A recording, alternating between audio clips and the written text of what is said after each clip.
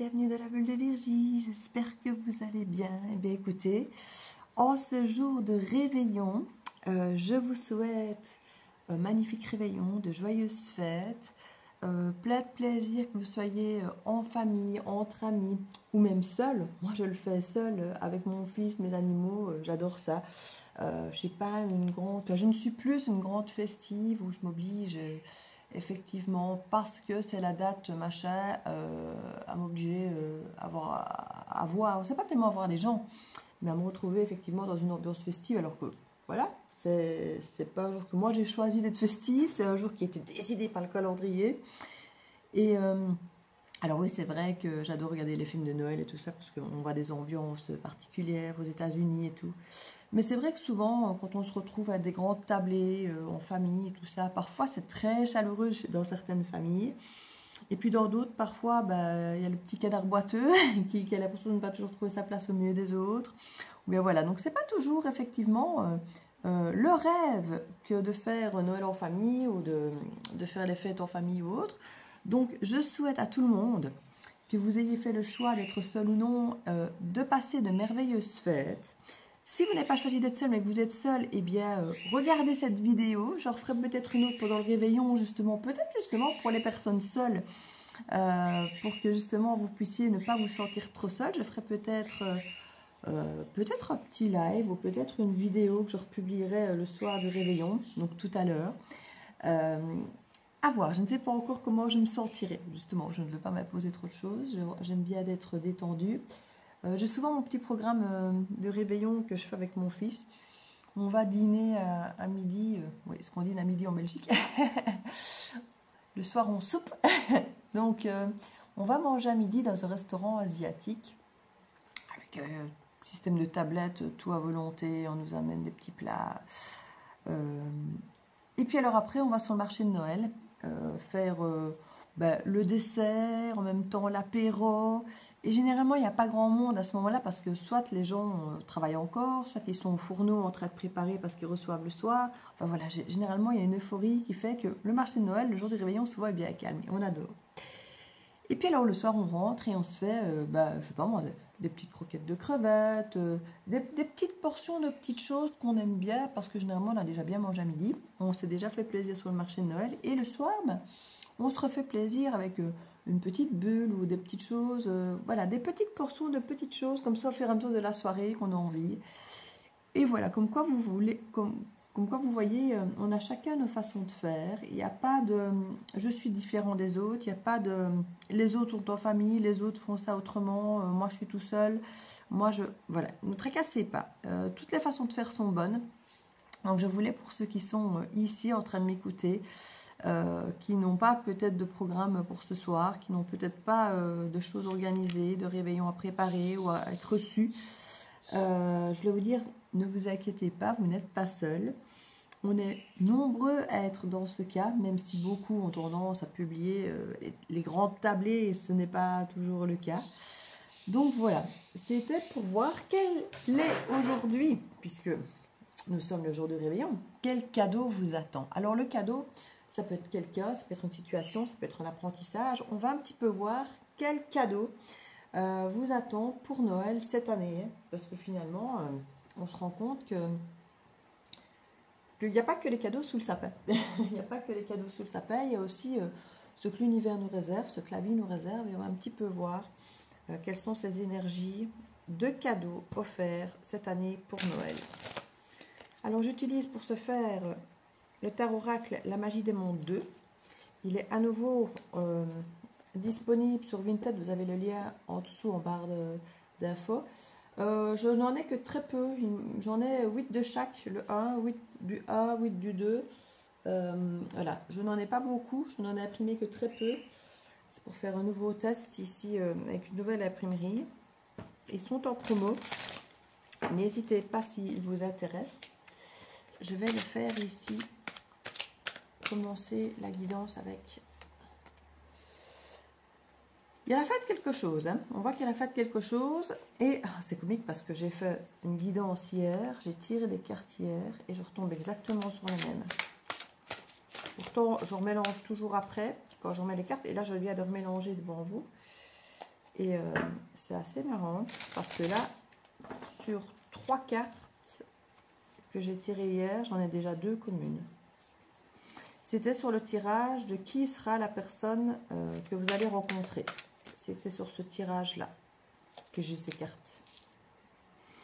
J'avais effectivement, ça vous montre peut-être qu'effectivement, votre cadeau pour Noël, c'est peut-être quelqu'un qui vient, qui revient.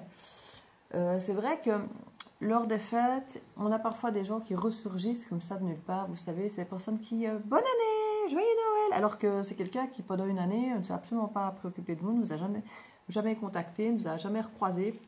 Et puis on dirait qu'au moment de Noël ou Nouvel An, ils refont le tour de leur répertoire, vous savez, qui renvoie à tout le monde bonne année, parce qu'on sait que les SMS sont gratuits pour la plupart maintenant. Et je me demande s'il n'y a pas un petit peu de ça ici. Quelqu'un qui pourrait effectivement... alors quelqu'un avec qui vous avez peut-être pu rompre par le passé, où il y a eu une fin, ou alors c'est simplement quelqu'un qui a vécu une fin, ou vous-même qui avez vécu une fin, vu qu'on est quand même sur du collectif ici. Prenez comme ça vous prend. Comme ça vous parle. Décidément, il y a les lapsus ici. Il y a en tout cas une fin avec un 10 d'épée. Il y a une sensation de trahison, une sensation de défaite, une sensation de fin, quoi qu'il arrive effectivement de quelque chose. Mais derrière, on a cette guérison avec l'étoile. On a cette connexion, on a cette protection, on a cette reconnexion qui est ici avec vraiment... pour moi, ça va être qu'une connexion Internet. Donc, ça peut être des messages, vous savez, sur Internet, pareil, hein, comme je disais, bonne année, joyeux Noël à tous. Et ça peut être quelqu'un qui vous dit que vous lui manquez. Ça ne me surprendrait pas que quelqu'un revienne vers vous, que vous communiquez, que vous lui manquez. Peut-être encore plus en cette période de fête. Peut-être que c'est quelqu'un avec qui vous passiez les fêtes ou peut-être quelqu'un de proche de vous de base, hein, la famille, les amis. Comme je disais, parfois on a pu passer des moments de fête en famille, avec amis, et puis maintenant on n'a peut-être plus avoir envie de ça. Il y a des personnes qui pourront vous dire, ah ben voilà, j'aimais les Noëls qu'on passait ensemble, par exemple. Et du coup, qui repensent à vous, à cette période un peu clé. C'est souvent des périodes un peu anniversaires que les gens se manifestent, hein, et effectivement, les fêtes de fin d'année peuvent être des moments clés pour certains d'entre vous. Et moi, j'ai l'impression qu'il y a quelque chose qui, effectivement, pourrait peut-être vous mettre du baume au cœur d'avoir ce message. Ou en tout cas, ça vous stresse ici, en tout cas, ou la personne est stressée. En tout cas, il y a un bel aboutissement avec le monde. Moi, j'ai l'impression qu'en cadeau, ici, de fête de fin d'année, de Noël, vous pourriez avoir quelqu'un qui se remanifeste à vous. Alors, je n'ai pas, au-delà de la carte de l'étoile, je n'ai pas de carte de communication pure. Mais l'étoile est quand même déjà pas mal. Mais en tout cas, l'étoile nous parle aussi bien de projets, de guérison, de protection, que de communication Internet, en réseau notamment. C'est quelqu'un qui pourrait vous dire, on passe du 9 au 10, du 10 au 9. Ici, on a quand même quelque chose d'assez... quelqu'un qui avance et qui recule potentiellement. Quelqu'un qui rompt, puis qui revient, puis qui stresse parce qu'il ne sait pas ce qu'il veut faire. Ici, on a l'impression que c'est quand même quelqu'un qui a envie d'aboutir. Hein. Il y a un accomplissement quelque part. Donc, est-ce que c'est pour vous-même qu'il y a un accomplissement? Parce que peut-être que le fait que certaines personnes parfois reviennent et remettent les choses à plat, ça nous permet parfois, nous, de pouvoir tourner la page. C'est un accomplissement. Maintenant, pour d'autres, avec le dos de deck que j'ai en dernière carte, j'ai quand même le jugement qui nous parle de guérison, de seconde chance, de renaître à soi, de refaire les choses autrement, de s'y prendre autrement.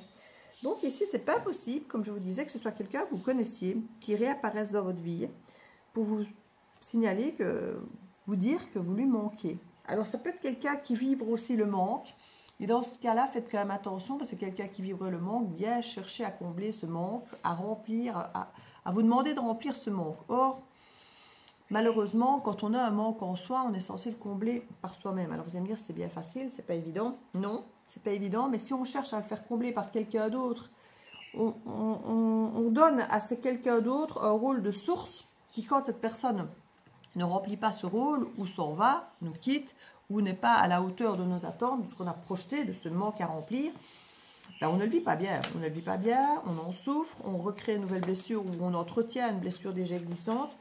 Donc l'idée, c'est vrai, c'est de ne pas avoir quelqu'un qui vibre le manque. Alors quelqu'un qui va vous dire que vous lui manquez, mais qui, à côté de ça, vit très très bien sa vie, mais simplement qui constate que sa vie serait plus belle avec vous, qu'il a compris certaines choses, peut-être même que justement, il ou elle a compris certaines choses, et peut-être justement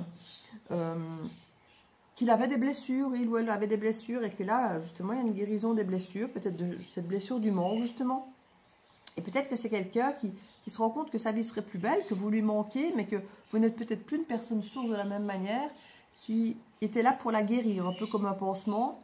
Il peut y avoir un petit peu de cette énergie ici. En tout cas, on a une énergie ici de travail en équipe, de maîtrise ici, d'une forme de travailler ensemble, parce que finalement, ensemble, on travaille mieux que séparés. Et un as de coupe. On peut vraiment avoir quelqu'un qui revient vers vous pour une seconde chance parce qu'il se rend compte finalement qu'il a besoin de vous. Alors maintenant, il pouvait y avoir une troisième personne qui peut-être est toujours là, mais je ne la sens pas comme étant une personne sur le plan amoureux ou charnel. J'y verrais plutôt une amie, une sœur, une mère, une collègue, quelqu'un, vous savez, qui veut être là pour soutenir la personne, mais qui donne des conseils qui ne sont peut-être pas les meilleurs pour cette personne.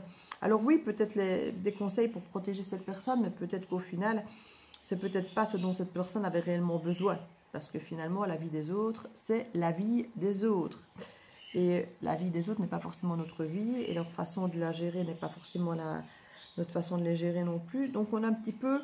comme je dis, c'est bien d'entendre ce que pensent les autres, parce que c'est toujours un angle de vue différent, auquel parfois on n'a pas pensé, mais c'est pas pour ça qu'on doit faire ce que les autres nous conseillent. Voilà, c'est toujours des choses bonnes à entendre, pour ouvrir le panel de pensée, l'ouverture d'esprit, mais pas forcément à suivre automatiquement.